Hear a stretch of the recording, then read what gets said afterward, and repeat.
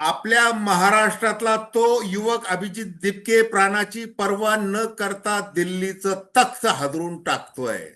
त्याला आंदोलनाचा कुठलाही अनुभव नाही असं असताना ज्येष्ठ समाजसेवक आणि दुसरे महात्मा गांधी असे म्हणून जे गौरवले गेलेले जात आहेत, गेलेले आहेत, ते अण्णा हजारे शांत काय? बीबीसीला त्यांनी मुलाखत दिली आहे की सलोखा झाला पाहिजे, सलोखा झाला पाहिजे. पण अभिजित दिपकेंचं नेमकं काय म्हणणं आहे हे अण्णा हजारेंना माहित नाही. केंद्र सरकार नेमकं काय करतंय हेही अण्णा हजारेंना माहित नाही.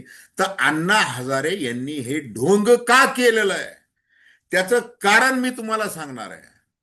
कारण की पंतप्रधान नरेंद्र मोदी यांनी एक एक काळ अण्णा हजारेंना जे एक फुले पत्र दिलं होतं आणि अण्णा हजारांनी गुजरातच्या विकास मॉडेलचं जे काही कौतुक केलं होतं, त्यानंतर जे 2011 मध्ये अण्णा हजारेंचं आंदोलन जे आर एस एसच्या आणि भारतीय जनता पार्टीच्या पाठिंब्यावरच झालं होतं आणि काँग्रेस भ्रष्ट राजवट हे नॅरेटिव्ह सेट करण्यात आलं होतं, त्याचं रूपांतर 2014 मध्ये नरेंद्र मोदी यांची लाट निर्माण झाली हे दिसून आलेलं आहे. मग आज ज्या वेळेला कोट्यावधी युवक आपल्या पद्धतीने सोशल मीडियाच्या प्लॅटफॉर्मवर अभिजित दिपकेंचं समर्थन करत आहेत, म्हणजे ते झुरळ म्हणून जे व्यंगात्मक आंदोलन चालू आहे त्याला अण्णा हजारेंसारखा महाराष्ट्रातला गांधी त्या अर्थाने का पाठिंबा देत नाही याविषयी आपण थेट विश्लेषण करतोय. नमस्कार, जय महाराष्ट्र. मी डॉक्टर अनिल फळे. माझी आपल्याला विनंती की चॅनल सबस्क्राईब करावं, सबस्क्राईबचं बटन दाबावं आणि आपली प्रतिक्रिया बिनधास्तपणे नोंदवावी. मी तुम्हाला पंतप्रधान नरेंद्र मोदी यांनी गुजरातचे मुख्यमंत्री असताना जे अण्णा हजारेंना 12 एप्रिल 2011 रोजी जे काही पत्र लिहिलं होतं ते वाचून दाखवणार आहेच. त्या पत्रातून बराच काही बोध आपल्याला घेता येणार. आज काय परिस्थितीत त्याचाही आढावा आपण या क्षणाला घेतला पाहिजे. सोनम वांगचुक यांची जबरदस्तीने जी काही उचल मागणी करून त्यांना रुग्णालयात दाखल केलेलं आहे आणि अभिजित दिपके आता उपोषण करतोय. आणि मग त्याला त्या जंतर मंतरवर किती जण आहेत, कसे आहेत वगैरे वगैरे ते सगळं दाखवलं जात आहे. त्याच्यावर टीका देखील तेवढ्या प्रमाणात करण्याचे उद्योग जाणीवपूर्वक केले जात आहे. काल ते शाई फेकण्याचा प्रकार झाला वगैरे ते सगळं, उदयपूरला त्याच्या तोंडामध्ये मारण्याचा तो प्रकार झाला, तोही झाला. बाकी ट्रोलर्स बसलेले बीजेपीचे, मोदी सरकारचे सगळे अंधभक्त ते ट्रोल करतात. मग आता जी अण्णा हजारेंना मागणी जी समजलेली नाही ती सांगायला पाहिजे अण्णा हजारेंना. काय मागणी हो? नीट परीक्षा आहे, सीबीएसई आहे, युपीएससी आहे, एमपीएससी आहे, तुमची टीईटी परीक्षा आहे. याच्यामध्ये जे काही घोटाळे हे सगळं जे होत आलेलं आहे आणि त्याला अलीकडच्या काळामध्ये या देशातला शिक्षण मंत्री जबाबदार आहे, धर्मेंद्र प्रधान जबाबदार आहे. त्याला हटवा, त्याचा राजीनामा घ्या, ही एक मागणी आहे. अगदी साधी सरळ सोपी मागणी आहे. कारण की लाखो विद्यार्थी आणि त्यांच्या पालकांचं मानसिक आरोग्य बिघडलेलं आहे. नुसतं बिघडलेलं नाही तर 21 जणांनी आत्महत्या केलेला आहे. याची नैतिक जबाबदारी म्हणून धर्मेंद्र प्रधान यांचा राजीनामा पाहिजे अशी ही मागणी. आता अभिजित दिपके हा जरी आम आदमी पक्षाचा एक कार्यकर्ता होता, त्याच्यानंतर त्यांनी आपला स्वतंत्र मार्ग पत्करला. तो बोस्टनला गेला, कम्युनिकेशन स्ट्रॅटेजी बद्दल तो पोस्ट ग्रॅज्युएशन त्यांनी केलं किंवा करतोय, हे सगळं आहे. आणि ज्या वेळेला ती जी काही प्रतिक्रिया न्यायमूर्ती सूर्यकांत यांनी जी दिली, त्यांनी वेगळ्या संदर्भात दिली होती. आणि मग जी ज्या प्रकारचा विचार करते त्यांना व्यक्त होण्यासाठी जे साधन आहे ते म्हणजे सोशल मीडिया आहे.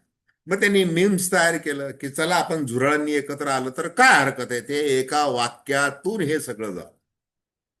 म्हणजे कोट्यावधी त्याला फॉलोअर मिळाले.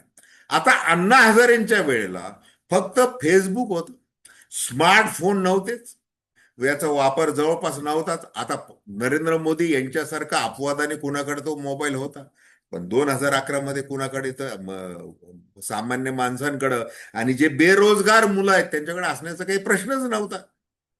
त्याच्यामुळे ते काही झालं नाही. मात्र अरविंद केजरीवाल, मनीष सिसोदिया, किरण बेदी इत्यादी इत्यादी यांनी नंतर ते बरेचसे काय झाले, ते भाजपमध्ये गेले, कोणी राज्यपाल झालं, कोणी काय झालं, तो एक वेगळाच विषय. तर हे झालं. मग पार्टी पॉलिटिक्सला विरोध म्हणून अण्णा हजारे तिथून बाहेर त्यांनी ते बाजूला झाले. पण येन केन प्रकारे सगळा जो फायदा आहे, म्हणजे एक तर काँग्रेसचं सरकार उलटलं गेलं, अँटी इन्कम्बन्सी होतीच, त्याला काँग्रेस देखील तेवढंच जबाबदार आहे हे देखील लक्षात घ्या. असं नाही की आपण भारतीय जनता पार्टीच्या विरुद्ध कसंही करून हे बोलतोय. काँग्रेसबद्दलही अनेक शंका होत्या, प्रश्न होते, अँटी इन्कम्बन्सी फॅक्टर होता, त्याच्यामुळे ती सत्ता उलटली गेली, हे सत्य आहेच आहे, ते कुणी नाकारत नाही. आज ज्या वेळेला म्हणजे छत्रपती शिवाजी महाराजांनी जो काही आदर्श घालून दिला, म्हणजे जुलमी औरंगजेबाला जो काही धडा शिकवला, जे तख्त हादरून टाकलं होतं गनिमी काव्यातून, शौर्यातून, ते तो आदर्श आज सगळेजण मानतात. मग अभिजित दिपके सारखा मराठवाड्यातला, हिंगोली मधला, छत्रपती संभाजीनगरमध्ये त्याचे आई वडील सध्या स्थायिक झालेले आहेत, तो तरुण जर व्यक्त झालेला आहे आणि तो आपला मनातला उद्वेग व्यक्त करतोय, सृजनशील पद्धतीने करतोय, एआय ची मदत घेऊन करतोय म्हटल्यानंतर युवक एकवटले. आणि मग पोटात दुखायला लागलं की आता काय होणार, मग त्याच्याकडे दुर्लक्ष करा, त्या पद्धतीने दुर्लक्ष केलं. आज मात्र ज्या वेळेला तो उपोषण करतोय त्यावेळेला दंगल विरोधी पथक तिथं आहे, पोलिसांच्या बॅरिकेडने ती सगळी किल्लाबंदी ती करण्यात आलेली आहे, प्रत्येकाची कसून चौकशी केली जात आहे. कारण 20 जुलै म्हणजे उद्या संसदेवर मोर्चा. मग सोनम वांगचूक यांची पत्नी हिने जे काही सांगितलेलं आहे की सगळ्यांनी देशभर आंदोलन करावं, संसदेवर तर मोर्चा न्यावा, अशी ही सगळी परिस्थिती आहे. मग अशा वेळेला त्या अभिजित दिपकेला, जो महाराष्ट्रातला आहे, मराठवाड्यातला आहे, त्यावेळेला माजी सैनिक अण्णा हजारे यांनी पाठिंबा का देऊ नये? तर आता ते पत्र बघा, ते पत्र बरंच काय बोलणार आहे. ते पत्र असं आहे, अण्णाजींना माझ्या मनपूर्वक भावना असलेले खुले पत्र. आदरणीय अण्णाजी, नवरात्राच्या उपवासाच्या 8व्या दिवशी सकाळी 5 वाजता, म्हणजे पहाटे 5 वाजता लिहिण्याची मला प्रेरणा मिळाली. जेव्हा तुम्ही दिल्लीत उपवास करत होता तेव्हा मी देखील नवरात्राच्या उपवासात होतो. बघा, म्हणजे हजारे उपवास करत होते आणि नवरात्राचा उपवास इकडं कोण करत होतं? नरेंद्र मोदी करीत. जे दिव्य शक्तीचे प्रतीक आहेत, मोदी म्हणतात आहे, माता जगदंबेच्या कृपेने मी तुमच्या क्रुसेडचा अप्रत्यक्ष साथीदार झालो, याचा मला आनंद झाला. नवरात्र उपवास पाळत असताना आणि निवडणूक प्रचारात व्यस्त असताना मी आसाममध्ये माता कामाक्षीचे दर्शन घेण्याचे भाग्य प्राप्त केले. आता कामाक्षी, एकनाथ शिंदे वगैरे वगैरे ते सगळं, आता कामाक्षी देवी फार पावती आहे सगळ्यांना. तर कामाक्षीचे दर्शन घेण्याचे भाग्य प्राप्त केले. तुमचा उपवास सुरू होता आणि मी नैसर्गिकरित्या कामाक्षी देवीला तुमच्या आरोग्याबद्दल प्रार्थना केली, कारण अण्णा हजारे उपोषण करत होते ना. मला खात्री आहे की ते दिव्य शक्तीने तुम्हाला आशीर्वाद दिला आहे. काल रात्री 2 वाजता केरळ प्रचारातून मी गांधीनगरला परतलो आणि कालच तुम्ही गुजरात आणि माझ्यासाठी दाखवलेल्या दयाळूपणाची बातमी मला मिळाली. तुमचे आशीर्वाद मिळाल्याबद्दल मी भाग्यवान आणि कृतज्ञ आहे. आदरणीय अण्णाजी, तुमच्याबद्दल माझा आदर दशकानुदशके जुना आहे. राजकारणात येण्यापूर्वी मी पूर्णवेळ RSSचा प्रचारक होतो. त्या काळात आमच्या बैठकीला येणारे RSSचे राष्ट्रीय नेते तुमच्या ग्रामीण विकास कार्याची चर्चा करत आणि त्याचे अनुकरण करण्याबाबत बोलत. याचा माझ्यावर खूपच प्रभाव पडला. भूतकाळात मी तुम्हाला भेटण्याचेही भाग्य प्राप्त केले होते. मी आणि माझे गुजरात राज्य तुमचे ऋणी आहोत, कारण तुम्ही मला आणि माझ्या राज्याला चांगले शब्द बोलण्यासाठी दाखवलेल्या धैर्य आणि खात्रीसाठी. या धैर्यात तुम्ही सत्याची बांधिलकी आणि सैनिकासारखी खात्री दाखवली, त्यामुळे तुमचे मत सार्वत्रिकरित्या स्वीकारले गेले.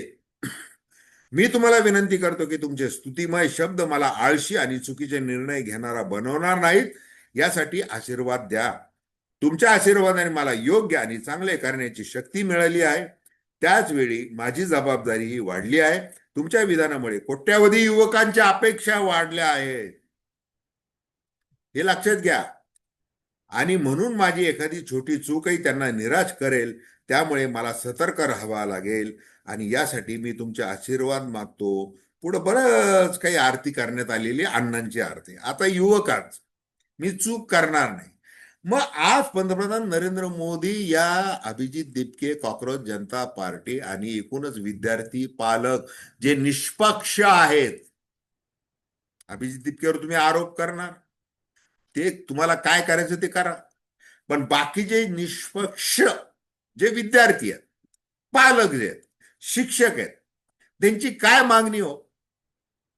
बरं, तुम्ही 21 जूनला पुन्हा ती परीक्षा घेतली, त्याचा निकाल लागला, त्याच्यातही गोंधळ घालून ठेवलेला आहे.